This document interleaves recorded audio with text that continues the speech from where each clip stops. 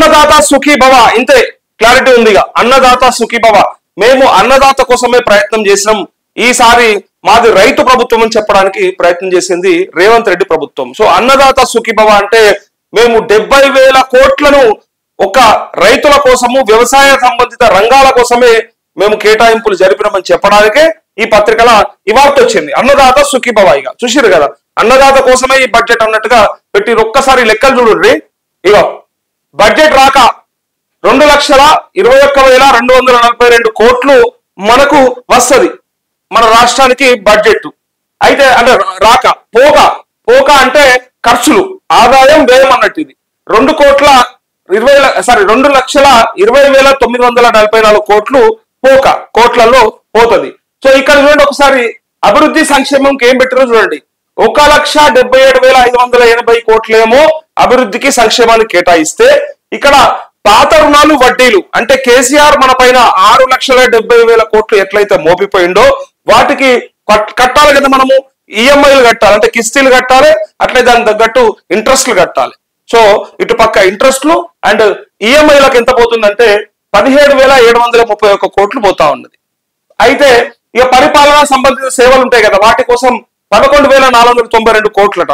ఇక పన్ను వసూలకయ్యే ఖర్చు 1,121 కోట్లు అయితే అట. ఇతర ఖర్చులు 13,018 కోట్లు అయితే అట.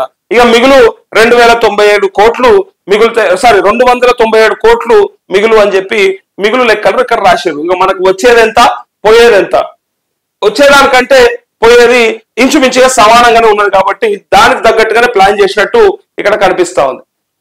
ఇక ప్రతిపక్ష నాయకులు, చాలా మంది మేధావులు, రాజకీయ విశ్లేషకులు ఏం మాట్లాడతారంటే ప్రతిసారి బడ్జెట్ ప్రవేశపెట్టినప్పుడల్లా ఈ బడ్జెట్ అంతా హంబక్కు, ఇదంతా గ్యాస్ ట్రాష్, లెక్కలకు వీళ్ళ పాలసీలకు సంబంధం లేదు, అసలు ఎక్కడ కూడా వీళ్ళకు పొంతన లేదు, ఒట్టిగా ఏదో పెట్టాలన్నట్టు పెట్టారు తప్ప కేటాయింపులు సరిగా జరపలేరు, మరి వాళ్ళ పద్ధతులు ఏంది, వాళ్ళ పాలసీలు ఏందని చెప్పి అడుగుతా ఉంటారు. అదే ప్రశ్న ఇక్కడ కూడా ఉత్పన్నమైంది. కాకపోతే ఒక్కసారి వీళ్ళు ప్రవేశపెట్టినటువంటి బడ్జెట్ లో కేటాయింపులు చూస్తే మనకు అర్థమవుతుంది ఒకవేళ వీళ్ళకి ఎంత చిత్తశుద్ధి ఉందో, కాంగ్రెస్ ప్రభుత్వానికి ఎంత చిత్తశుద్ధి ఉందో తెలిసిపోతుంది. ఇక్కడ రాష్ట్ర సొంత పనులు ఏవైతే ఉన్నాయో 1,38,181 కోట్లు రాష్ట్ర సొంత పనులు. కేంద్ర పన్నుల వాటా మనకు 26,216 కోట్లు.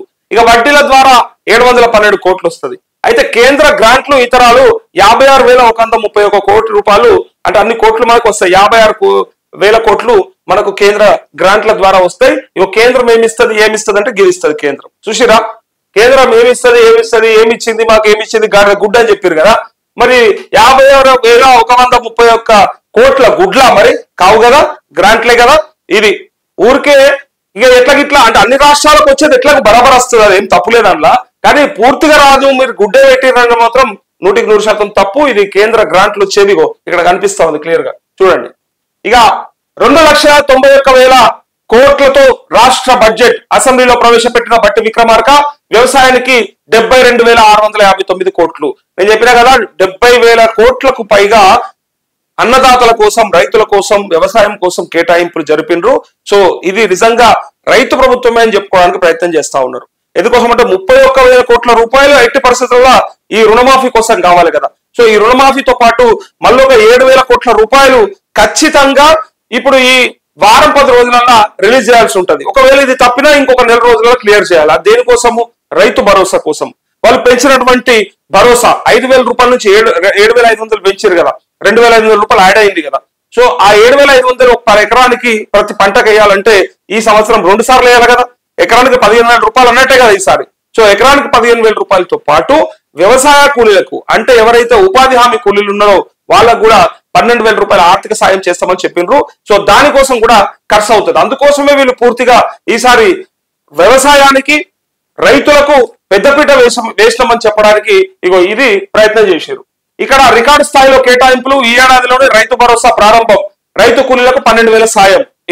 అసెంబ్లీలో చర్చ తర్వాత మార్గదర్శకాలు, 6 గ్యారంటీల అమలుకు నిధులు, అట్లే వరి పంటకు బోనస్ 500. అంటే ఈ 500 బోనస్ అయితే నాకైతే నచ్చలేదు. ఇక మీకు ఎవరికైనా నచ్చితే నేను చేయలేను, కానీ 500 బోనస్ అన్ని పంటలకు, అంటే వరి సంబంధిత పంటలకు ఏదైనా సరే, అది సన్న వడ్ల, దొడ్డు వడ్ల, ఏ వడ్ల సంబంధం లేదు, కానీ వరి పంటకి 500 రూపాయల బోనస్ అని చెప్పి వీళ్ళ గ్యారంటీ కార్డు ఉంటుంది. కావాలంటే మీరు చెక్ చేసుకోండి, నేను కూడా మీకు గతంలో చూపించిన.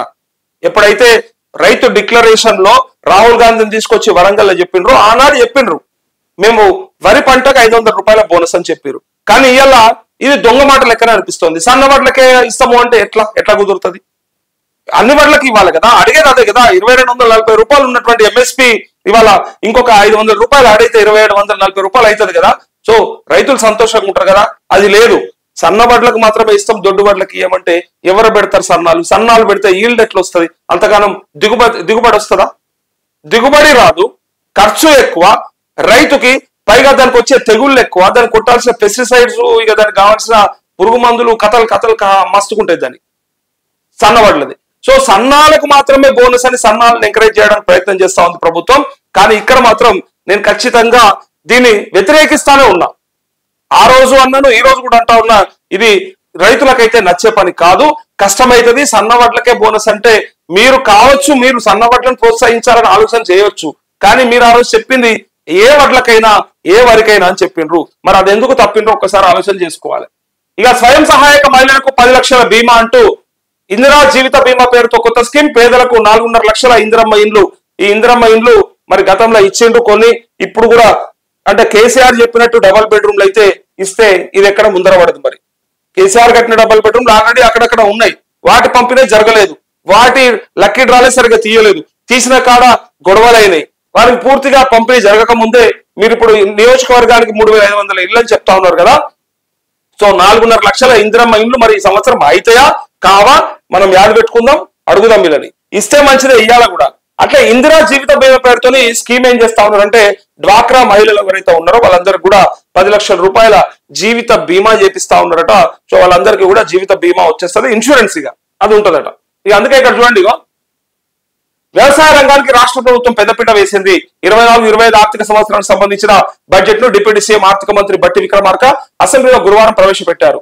2,91,000 కోట్లతో వార్షిక బడ్జెట్ ను రూపొందించిన ప్రభుత్వం వ్యవసాయం దాని అనుబంధ రంగాలకు 72,659 కోట్లను కేటాయించింది. గతంలో ఎప్పుడు ఇంత మొత్తంలో నిధులను కేటాయించకపోవడం గమనార్హం.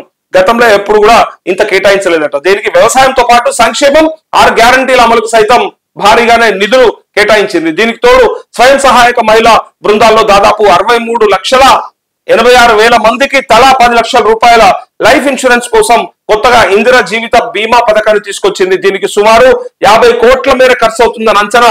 రైతు కూలీలకు 12,000 వార్షిక సాయం, వరి పంటకు క్వింటాల్ కు 500 రూపాయల బోనస్ పేర్లతో కొత్త స్కీమ్లకు ప్రభుత్వం ఈ బడ్జెట్ లో కేటాయింపులు చేసింది. ఓటాన్ అకౌంట్ బడ్జెట్ 2,75,890 కోట్లతో పోలిస్తే పూర్తి స్థాయి బడ్జెట్ ఒక 15,168 కోట్లు ఎక్కువ అని చెప్పడానికి ప్రయత్నం చేస్తా ఉన్నారు ఇక్కడ. ఇది రాష్ట్ర బడ్జెట్ కు సంబంధించిన వివరాలు. ఇక ఒకటిన్న కేబినెట్ భేటీ, కీలక బిల్లులు రూపకల్పనపై డిస్కషన్, విద్యా వ్యవసాయ కమిషన్ల ఏర్పాటుపై, స్కిల్ యూనివర్సిటీ నెలకొల్పడం పైన చర్చ అంటూ ఇక నిన్న చర్చ కంటే ఎక్కువ రచ్చ జరిగింది అని మొన్న అనుకున్నాం కదా. సో నిన్న మాత్రం పూర్తిగా బడ్జెట్ కు సంబంధించినటువంటి అంశాలన్నీ కూడా 1:50 పాటు మళ్ళీ బట్టి విక్రమార్క చదివి వినిపిస్తే సభ్యులంతా విన్నారు. సో విన్న సభ్యులంతా బయటకు వచ్చి ఇక పాలక సభ్యులంతా మాది రైతు సంక్షేమ ప్రభుత్వం, అందుకోసమే మాది ప్రజాపాలన ప్రజా సంక్షేమం కోసం ఆలోచిస్తాం, కాబట్టి మా బడ్జెట్ ఇంత బ్రహ్మాండంగా ఉందని చెప్పుకోవడానికి జబ్బలు జరుచుకుంటే ప్రతిపక్ష నాయకులు ఇటుపక్క బీజేపీ కావచ్చు, ఇంకో పక్క ప్రధాన ప్రతిపక్షమైన బీఆర్ఎస్ కావచ్చు, వాళ్ళు వచ్చి చెప్పిన మాటలు ఏంటి అంటే ఇదంతా ఉత్తదే, ఇదంతా లెక్కల అంకెల గారడియే, ఎక్కడ కూడా సరైన కేటాయింపులు లేవు, సరైన పాలసీలు లేవు, పథకాలు లేవు, కొత్తవి స్కీములు లేవు అని చెప్పి ఇంకా వాళ్ళు ప్రతిపక్షాలు ఎట్లయితే అంటాయో రెగ్యులర్ గా అదే మాటలు చెప్పినాయి. సో అందుకోసమే ఇది ప్రభుత్వానికి ఒక రకంగా ఇబ్బందికరమే. డైరెక్ట్ గా బయటకు వచ్చి ప్రతిపక్షాలు మీరు ఏం పెట్టిరు, మీరు ఏం చేసిరు అంటే ప్రజలను ఒకసారిగా దృష్టిని ఆకర్షించినట్టే. నిజంగా గత ప్రభుత్వంలో ఏం జరిగింది, మరి ఇప్పుడు ఏం జరగలేదని చెప్పడానికి ప్రతిపక్షాలు ప్రయత్నం చేస్తాయి.